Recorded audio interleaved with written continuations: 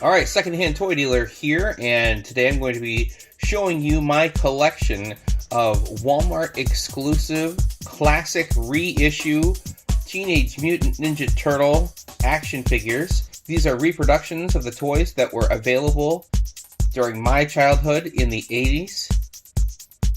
It took me the better part of 2021 to find good, clean examples of each action figure. These things were very difficult for me to find in my area.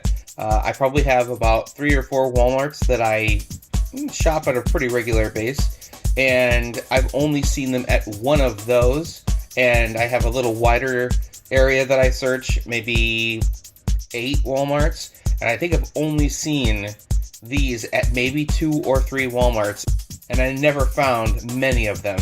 They were always being snatched up very quickly. The easiest turtle for me to find was Donatello. Whenever I would find these on store shelves, I would find lots of Donatellos, maybe a couple Michelangelos. Usually I would only see maybe one Leonardo, and Raphael was the hardest one for me to find.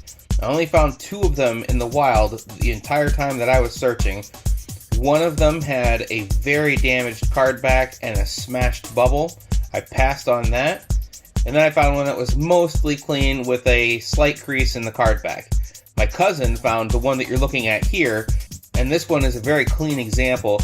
Very clean card back, clean bubble, and all 4 turtles that I have here in my collection are pretty free of paint defects. I have seen a lot of people complain about the paint defects. The quality control on this line doesn't seem to have been very good. Paint defects, especially like in the front of the turtle shell where it looks like it was scuffed against something before it was in the packaging. I even read somewhere on the internet that somebody found a turtle that didn't have any paint at all, that it missed the entire paint application and made its way into packaging and onto store shelves. I have to say, if that's true and that actually did happen, that probably made it a pretty rare collectible, and that would be a fun thing to have on display, being that it was a mistake. But I think it'd be surprising if that actually did happen. Because I got a second Raphael, I went ahead and opened one. So I have one to show you out of package so that we can go over his accessories and him as an action figure. I think that for a collectible, he looks great. He looks exactly like I remember him as a child.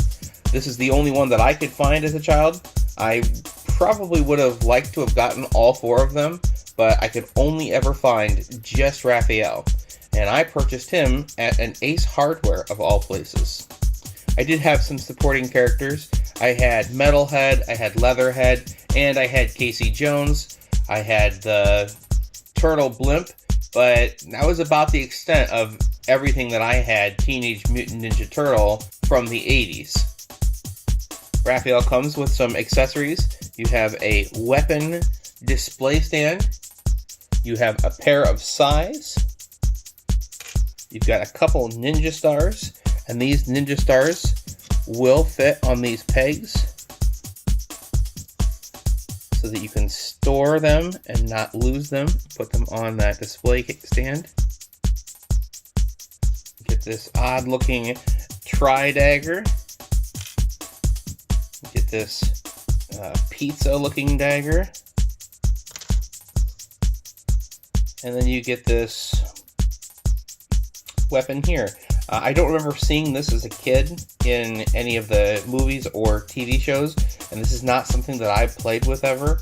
I think that got disregarded and lost pretty quickly, as did this tri-dagger. This is not something that I played with as a kid.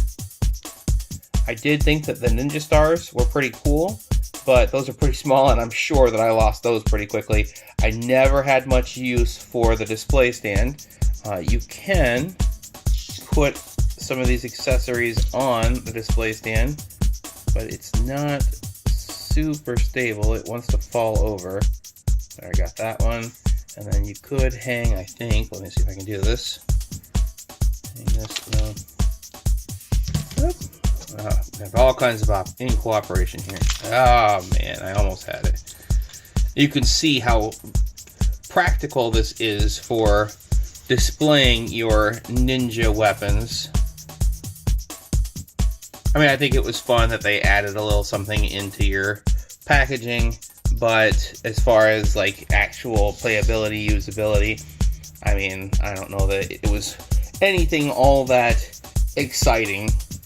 This little tri-dagger, we really can't fit this on anywhere and have it stay on. You might be able to hang the size somewhere, but you can see I've got it pretty well full up, and I don't know why you'd want his size anywhere but in his hands. But you do have an option to store his size in his belt if you want to display him that way. And then you could use one of his other weapons out here like this if you want to display a lot of his accessories with him. And then this little dagger here does fit in the back of his belt just like it did in the 80s. When I was out hunting for him, something that I commonly saw in the two examples that I did see out in the wild, he is in the packaging like this. So both of his elbow joints are like front and center. There is another turtle that does that, Donatello, but only one of them. So you're kind of being exposed to this joint, and I found one that the peg looked exactly like this. I mean, it looked like it was just about falling out of the joint, and the other one wasn't as bad, but it did look about like this. Now, once you get him out of package, you can press that back into place, and that doesn't look too bad. But if you're buying this for a child to play with, I will point out that this joint is very loose. I mean, just right out of the package, I mean, like, there's a lot of play there. And I think that that's probably something that is going to eventually break with hard play. So maybe that's something to consider before buying this as a toy for a kid to play with. I had a buddy that he had one of his arms break out of the elbow joint, and his dad took a wood screw and screwed it back into place. And at least he didn't have to throw the toy away, but I always thought that was an odd looking thing to see a wood screw sticking out the back of one of the Teenage Mutant Ninja Turtles' elbows. His hands do hold his weapons very well.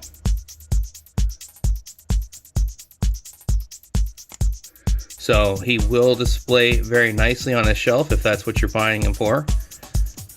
Let's see if I can get him to stand up again. He's a little hard to get to stand up. You have to have the legs just right. There we go. So, but anyway, so yeah, it took me quite a while to actually find good examples of each character, but I have all four of them now. I'm curious to see if they're going to release any other waves like they have with the He-Man waves. They've released a bunch of different characters. Those He-Man aren't exactly reproductions of what was available in the 80s, so I don't know, maybe they won't release any more, but I think it would be fun to see Metalhead, Leatherhead, Casey Jones, and some of the other supporting characters. So that's what I've got for you on this video. Thanks for checking out my videos. We will catch you in the next one.